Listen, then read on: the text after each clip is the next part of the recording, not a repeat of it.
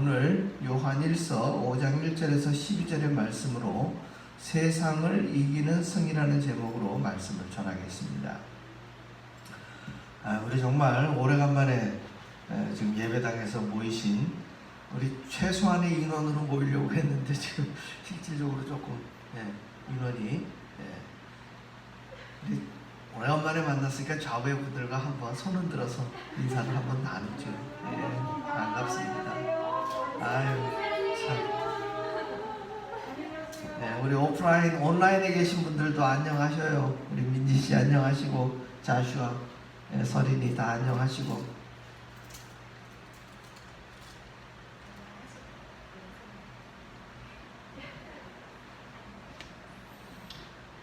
정말 힘든 시간들을 저와 여러분들이 지내고 있습니다. 우리에게 주어진 이 시간들을 사실상 인력으로 우리 스스로가 자정하고 스스로가 노력을 해서 해결할 수 있는 부분들이 아닌 것을 요즘 새삼 경험하게 됩니다.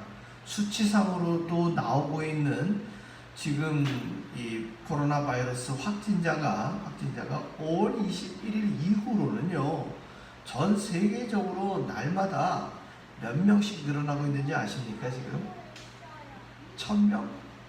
10,000명? 아니고요, 하루에 10만 명씩 지금 늘어나고 있는 추세예요. 전 세계적으로 굉장한 수치입니다. 그리고 또 한 가지는 지금 코로나 바이러스를 우리 노스캐롤라이나만 북한에서 볼 때에 지금 날마다 기록 경신을 하고 있어요. 그 기록 경신이 뭐냐? 하루에 확진자의 숫자예요. 그럼 그 숫자가 100명씩 넘어가느냐? 아니에요. 지금 1000명씩 넘어가고 있어요. 이미 1400명, 하루에 1400명이 걸리는 게, 그것이 지금 기록이 경신되고 있다는 거예요. 얼마 전에는 1000명 넘었다고 놀랐는데 바로 며칠 전만 하더라도 벌써 1400명이 넘어왔어요. 이게 하루치 숫자입니다. 물론 방역을 보다 더 넓게 지금 많은 사람들에게 지금 진단을 하고 있기 때문에 그 진단하는 사람의 숫자가 늘어나기 때문에 확진자의 숫자가 늘어난다고 얘기를 하는 거예요. 근데 여러분, 이게 논리적으로 지금 그래도 확진자가 늘어나는구나, 그건 다행이구나, 이런 생각이 드셔요? 그게 아니에요. 그렇다면 진단하는 사람의 숫자가 늘어나면 늘어나는 만큼 우리 주변에 누가 더 많다는 얘기예요? 이미 바이러스에 감염되어 있는 사람들이 많다는 것이고요. 또 한 가지 우리가 중요시 여겨야 될 것은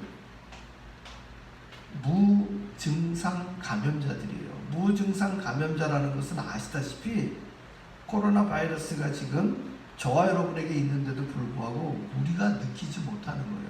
열이 난다거나 어떤 기침이 난다거나 어디가 아프다거나 이러한 증세가 없이도 우리가 바이러스가 함께 더불어 살아갈 수 있다는 거예요. 그래서 우리가 오프라인에 예배를 드린다 하더라도 지금 저와 같은 경우에는 앞에 비말, 저의 침이라든지 어떤 다른 분비물들이 여러분들에게 나가지 않도록 앞에 투명한 판으로 지금 막아놓으신 거고요. 또 예배에 참여하신 모든 분들은 마스크를 착용하시고 거리를 띄우시고, 그리고 또 이 드나드실 때 준비된 세정제에 의해서 여러분들이 늘 손을, 그리고 필요한 부분들을 닦아내시는 것이 매우 중요합니다.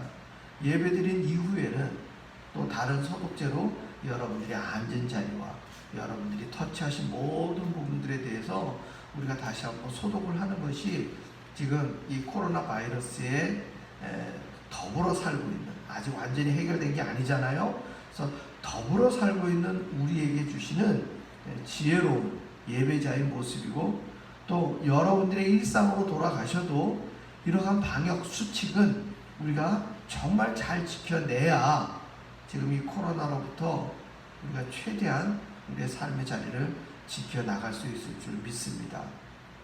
특별히 오늘 말씀의 제목이 세상을 이기는 승리입니다. 세상을 이기는 승리.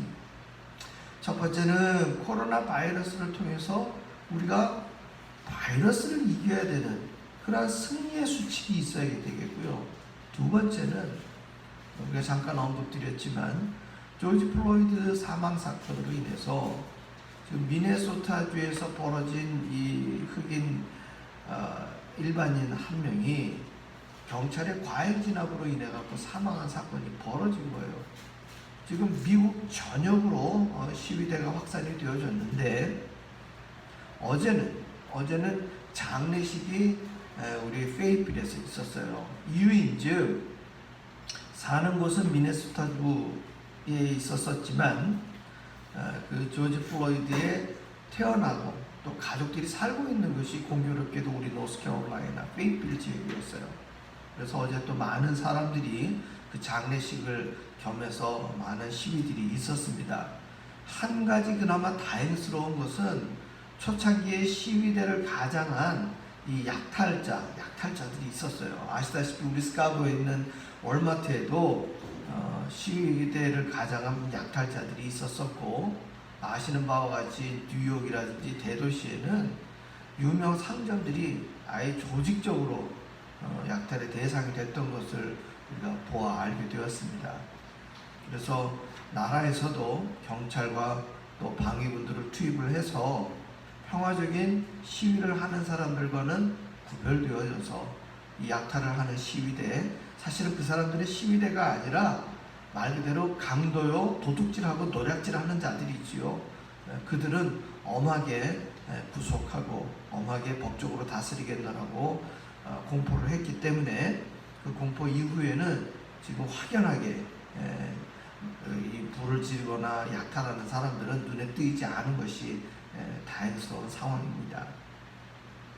우리가 이러한 부분들에 대해서 지속적으로 기도하고 또 이러한 부분들을 이기는 힘은 제가 설교 중간에 언급을 드리겠지만 세상을 이기는 승리의 힘은 시위대를 향한 경찰이나 군부대나 많은 사람들이 한쪽 무릎을 꿇고 그들의 어떤 그 평화적 시위에 동참하고 동조하는 부분들을 보여주는 부분들이 1차적으로 우리가 함께 할 수 있는 시위대의 마음이나 또 모든 사람들이 함께 할 수 있는 마음의 첫 발자국인 줄 믿습니다. 이러한 부분들이 믿는 이나 믿지 않는 이나 모두에게 필요되는 부분들이에요. 제가 아는 목사님은 어제 시카고에 있었던 시위대에 같이 평화 이 피켓을 만들어서 함께 그 시위에 동참했던 모습들을 보여주었습니다. 아시는 바와 같이 사망에 이르렀던 그 조지 플로이드가 마지막으로 내뱉었던 말이 내가 숨을 쉴 수가 없다는 얘기였어요. 숨을 쉴 수가 없다는 말씀. 하나님께서 우리 첫사람 아담을 지으시고 그 코에 생기를 불어넣어 주신 거예요. 우리에게 숨을 불어넣어 주시고 그 숨을 내쉴 때마다 우리는 하나님의 형상이요 내 안에 하나님이 계심을 나타내는 증거가 바로 우리의 호흡에 있었다는 것이죠. 따라서 숨을 쉴 수가 없다라는 이 표현 가운데는 굉장히 많은 의미가 내포되어 있습니다. 그래서 오늘의 이 말씀을 통해서 과연 하나님은 이 세대 가운데에 우리가 글자로는 승리, 즉 어떤 사람은 이기는 사람이 있고 어떤 사람은 진 사람이 있다라는 그러한 의미로 우리는 승리라는 단어를 보게 되어지겠지만 실질적으로 성경에서 이야기하는 세상을 이기는 승리에는 패배자가 없습니다. 모두가 승리자가 되는 것이고 그 모두가 승리자가 되는 길은 바로 영생에 이르는 길임을 오늘 성경은 말하고 있다는 것이죠. 지난 주일은 성령 강림 주일이었고요. 우리 2020년 종교력으로 볼 때 오늘은 삼위일체 주일입니다. 우리 성도님들이 이 종교력에 대해서 목회자나 혹은 신학생들만큼 깊이 있게 그 종교력을 다 아실 수는 없지만 이 우리가 쓰고 있는 달력의 흐름과는 또 별개로 성경에 나와 있는 모든 신앙적인 내용과 신학적인 내용을 다루는 이 종교력은 우리의 일상과도 밀접한 관련이 있음을 보게 됩니다. 특별히 신앙적으로 우리가 제일 먼저 시작되어지는 게 대개 12월 어간으로부터, 이 달력에 따라서 조금씩 바뀌게 되지만 대개 성탄절을 중심으로 네 번째 주일 전부터 대림절이 시작됩니다. 즉, 이 땅에 메시아가, 이 땅에 하나님이 사람의 몸으로 오시는 것을 많은 사람들이 기대하고 기다린다. 그래서 오시는 분을 기다린다. 그래서 대림절, 기다릴 때째 임재할 임재. 그래서 대림절. 그래서 대림절은 주일을 4번 지킨 후에 성탄절을 맞이해서 성탄절 이후에는 현현절이라고 합니다. 그게 뭐예요? 기다리던 분이 이제 나타났다라는 것이죠. 그래서 이러한 현현절 이후에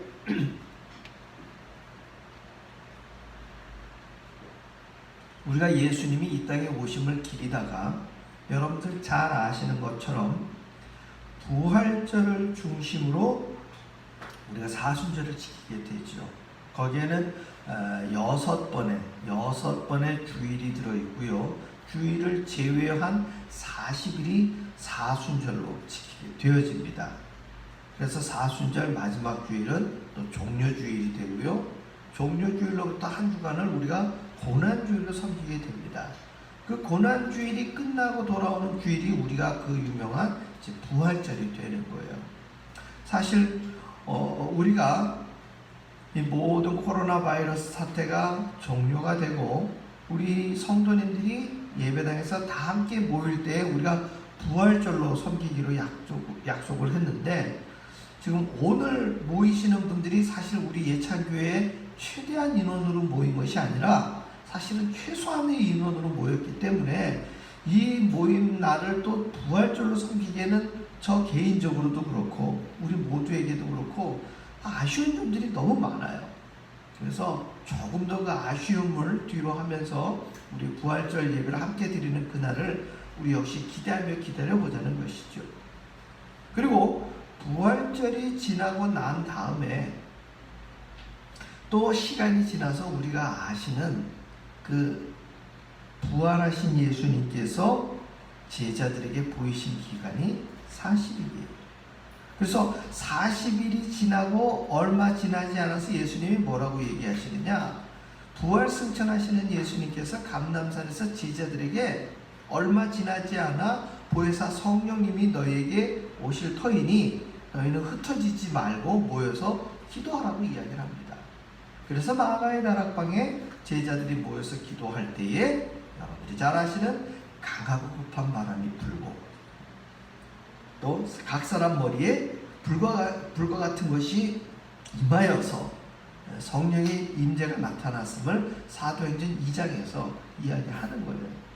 그래서 성령 강림절 이후로는 대림절까지 성령 강림절 이후 첫 번째 주일, 두 번째 주일로 해서 계속 진행이 되는 거예요. 따라서 성부 하나님, 성자 하나님, 성령 하나님이 이 종교력 안에 다 들어있고요. 이 성령 강림주일이 끝난 그 다음 주일이 어떤 주일이에요? 삼위일체의 주일이 되는 거예요. 성부, 성자, 성령.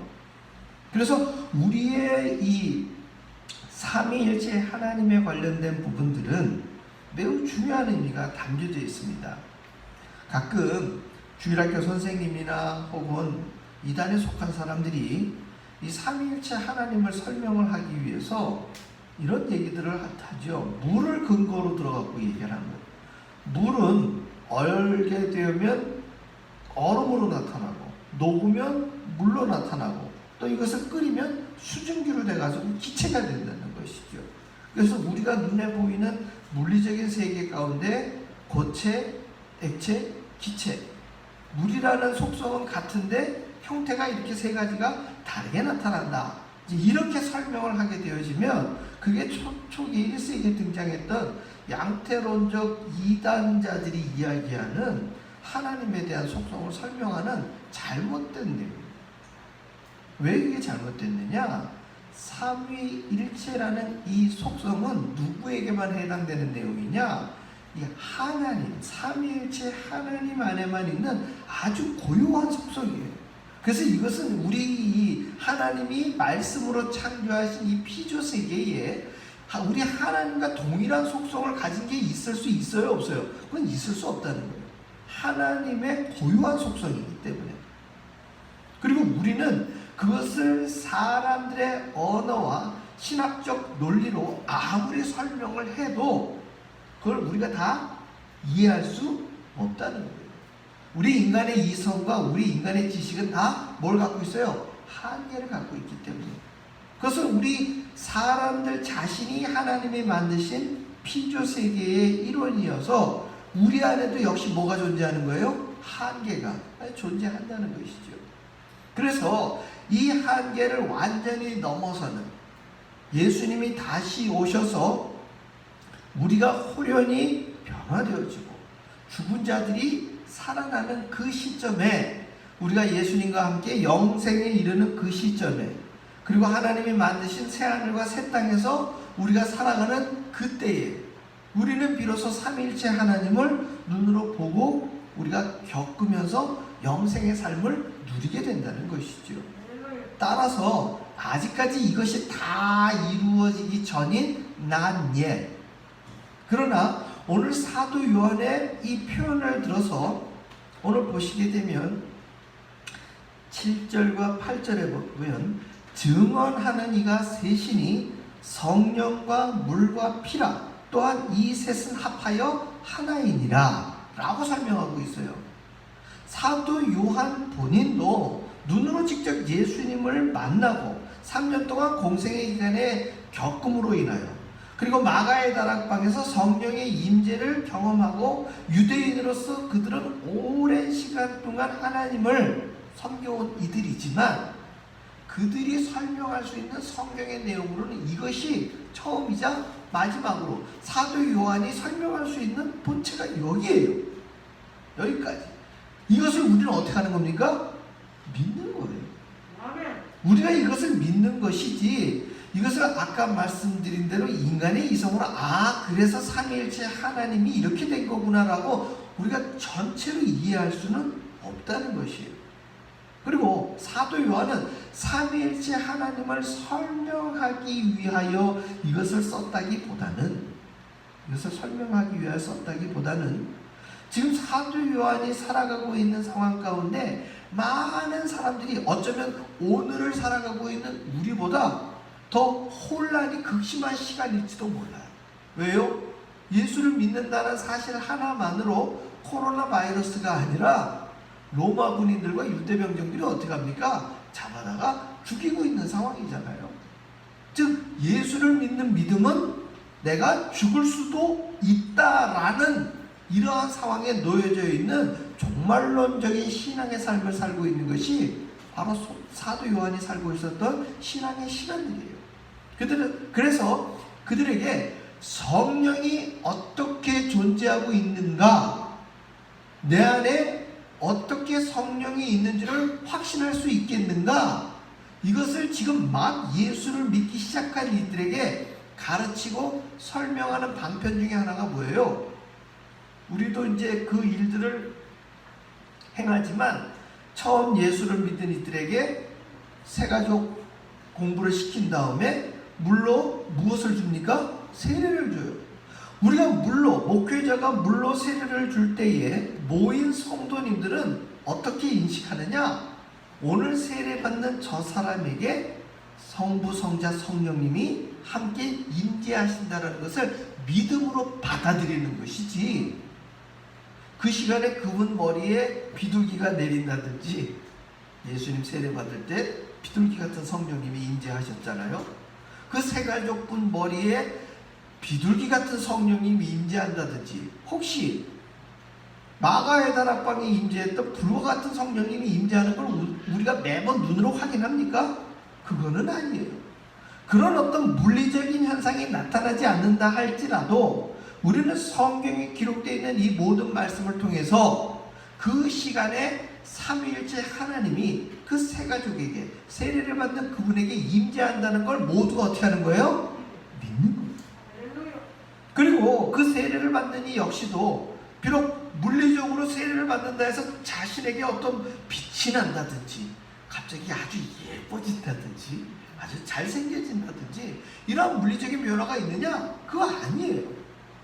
어떤 병이 있어서 어떤 질환이 있어서 세례를 받는 그 시간에 치유가 되고 치료가 된다면 훨씬 더 놀랍고 아름다운 상황이 되겠지만, 제가 오랜 시간 목회하여 보았지만 아직까지 제가 목회하는 가운데에 세례하는 자리에서 치료나 치유의 역사가 나타났던 적은 없어요. 그러나 그러한 역사가 나타나지 않는다 하여서 세례받는 그분이 삼위일체 하나님을 거부하거나 세례를 거부한 적은 단 한 번도 없었다는 것이죠. 그 상황을 그분 역시도 어떻게 하는 거예요? 믿음으로 받아들일 때 우리는 하나님의 자녀가 되는 것이고, 그 모든 사람들이 사도 요한이 이야기한 것처럼 성령과 물과 피로 내 안에 내주에 계신 성령님의 존재를 인정하는 것이요, 물로 세례를 받을 때 삼위일체 하나님이 나와 함께 하시는 임마누엘 하나님이심을 믿는 것이요, 예수님의 거룩한 보혈이 죄악으로 가득한 나의 인생을 구원해 주시는 놀라운 능력 있는 그리스도의 피임을 모두가 어떻게 하는 거예요? 믿는 것이에요. 우리의 믿는 믿음이 바로 세상을 이기는 승리로 나아가는 첫 스타트, 첫 발자국이 된다는 것입니다. 오늘 사도 요한은 이 부분에 대한 강력한 메시지를 지금 요한일서 마지막 부분에, 이제는 인사를 드리는 그러한 마무리 인사 바로 전에 서신서의 핵심인 내용 가운데 이 내용을 전파하고 있는 거예요.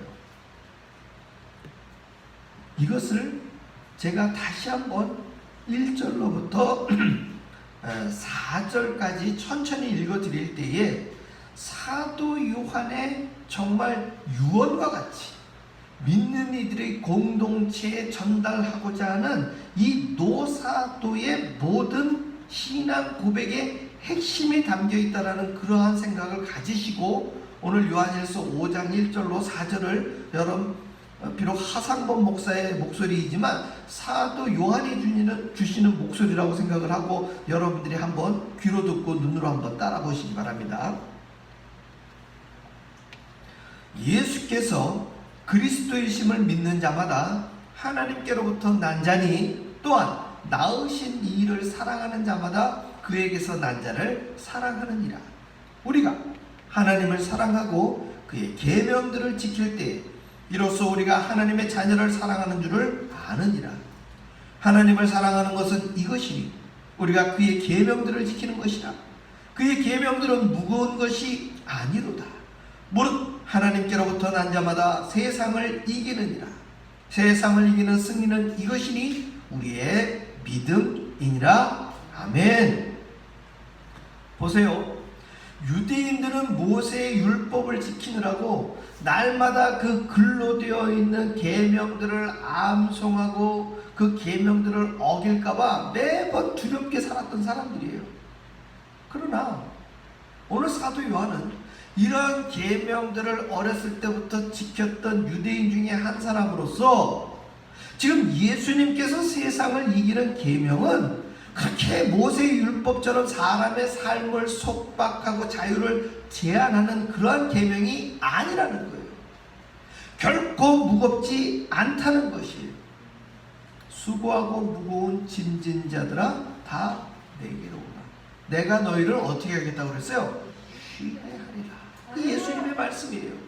예수님의 계명은 우리 가운데 그 그리스도의 사랑을 깨달은 사람들이, 사랑을 충만히 받은 자녀들이 다른 사람들을 어떻게 할 수 있습니까? 사랑할 수 있는 힘이 이 속에서 나오는 거예요. 그거는 자기가 노력하고 학습되어져서 나타나는 것이 아니라 부모님이 주시는 사랑이 사랑인 줄을 인식하지도 못하는 상황 가운데에서 얻어진 사랑의 힘이에요.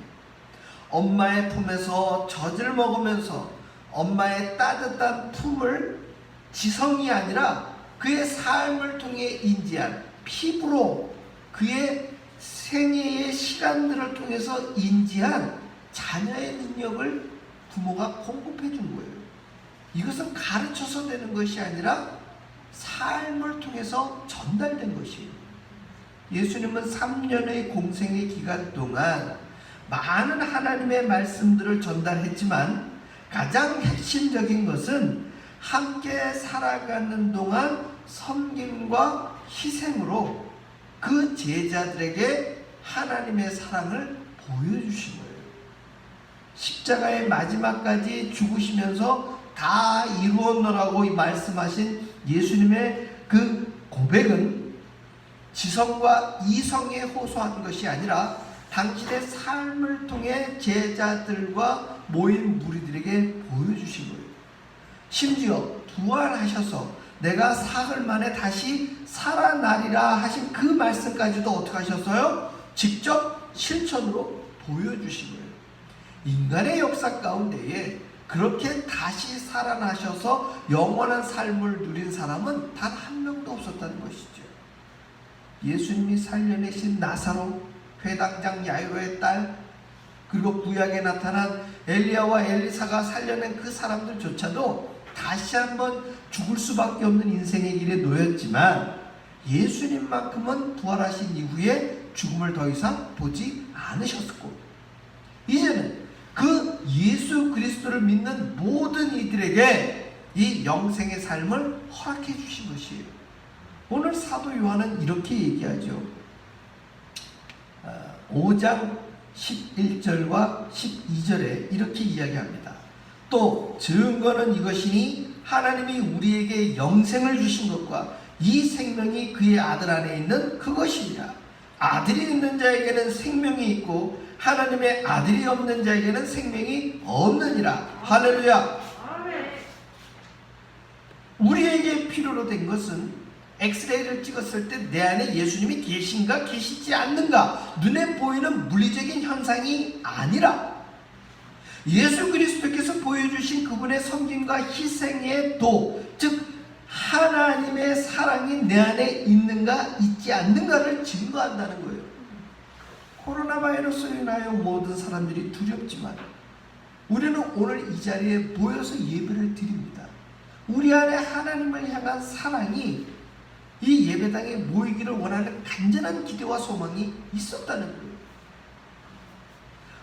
의료진들 역시 바이러스에 대한 두려움이 있지만 그들을 향한 의료인으로서 자신의 책임과 의무를 다하는 이타적인 마음이 있었기 때문에 돌보고 진단을 하고 치료를 합니다. 조지 플로이드 사건으로 인하여 그 한 사람의 생명을 앗아간 사람이 있고 그 시간을 빌미로 해서 다른 사람의 물건을 약탈하는 사람이 있어요. 그 안에 무엇이 없기 때문입니까? 사랑이 없기 때문입니다. 사랑이 없다는 것은 아들이 없다는 거예요. 아들이 없다는 것은 영생이 없다는 거예요. 요한복음 3장 16절도 중요하지만 3장 17절이 더 중요하다 했죠. 이미 그들은 심판을 받은 것이라는 얘기예요. 사랑하는 성도 여러분, 우리가 조지 플로이드라는 사람과 일말의 피도 섞이지 아니하고 피부색도 다르다 할지라도 우리는 그 돌아가신 그분의 가족들을 향해 위로의 마음, 평강의 마음, 가족을 잃은 그 슬픔을 우리 마음속에 함께하며 우리가 시위대에 함께 동참하지 않는다 할지라도 우리가 그 동일한 마음을 품고 그들 마음 가운데 평화가 임재하고 이 세상에 더 이상 인종 간의 갈등이 없어지기를 소망하고 약한 자를 억압하는 마음이 없기를 소망하는 마음으로 우리가 이 세상을 살아가고 우리가 그것을 표현한다면 그것은 바로 세상을 이기는 승리요, 그것은 세상을 이기는 믿음이요, 주께서 우리에게 주신 거룩한 사랑을 우리의 삶 속에 표현하는 이 세상을 이기는 힘이 거기에 있음을 우리는 믿습니다. 우리는 군대를 이길 힘이 없습니다. 우리는 바이러스를 이길 면역이 아직까지는 우리에게 없습니다. 그런 바이러스로 인한 두려움과 공포, 시위대로 인한 불안과 두려움, 혹시 내 생명까지도 없어질까 막연한 불안감들이 우리의 삶 속에 여전히 존재하고 있지만, 우리는 이 세상을 이길 수 있는 힘을 바로 그리스도의 사랑을 나 혼자만 믿고 골방에 혼자만 있는 것이 아니라 문을 열고 이 세상을 향하여 저와 여러분이 할 수 있는 가장 작은 일에서부터 동참할 때에 우리는 능히 세상을 이길 수 있는 그리스도인의 삶을 살아갈 줄로 믿습니다. 사랑하는 성도 여러분, 이 세상은 아직도 그리스도의 사랑을 필요로 하는 사람들이 넘쳐나고 있습니다. 복음을 전하시고 그리스도의 사랑을 전파하시는, 날마다 세상을 이기는 승리의 삶 사시는 저와 여러분 되시기를 주의 이름으로 축원합니다. 기도하겠습니다. 할렐루야. 아버지 하나님, 우리는 작고 보잘것없는 이 세상의 작은 자 한 사람입니다. 그러나 이 작은 자 한 사람을 위하여 이 땅에 오신 그리스도 예수를 우리가 믿음으로 말미암아 나는 아무것도 할 수 없는 자이나 모든 능력이 주님으로부터 나옴을 믿으며 이 세상을 이길 수 있는 힘을 내 안에 내 주에 계신 성령 하나님을 통해 경험하기를 소망합니다. 주여, 이 세상을 이길 수 있는 승리의 힘은 삼일체 하나님을 믿는 것이요 그 하나님의 사랑을 이 세상에 전파하는 것임을 믿습니다. 아버지여, 우리로 담대히 주님의 사랑을 전파할 수 있는 믿음 갖게 하시고 그 믿음을 실천하게 하시고 그 실천하는 장에서 내가 하나님의 자녀요, 그리스도의 피로 구원받은 자요, 성령이 내 주에 계신 자임을 믿고 깨닫게 하여 주시옵소서. 오늘의 예배 가운데 임재하신 삼일체 하나님을 믿사오니 주여, 우리로 날마다 승리하는 삶 살게 하여 주시옵소서. 예수님 이름으로 기도합니다. 아멘.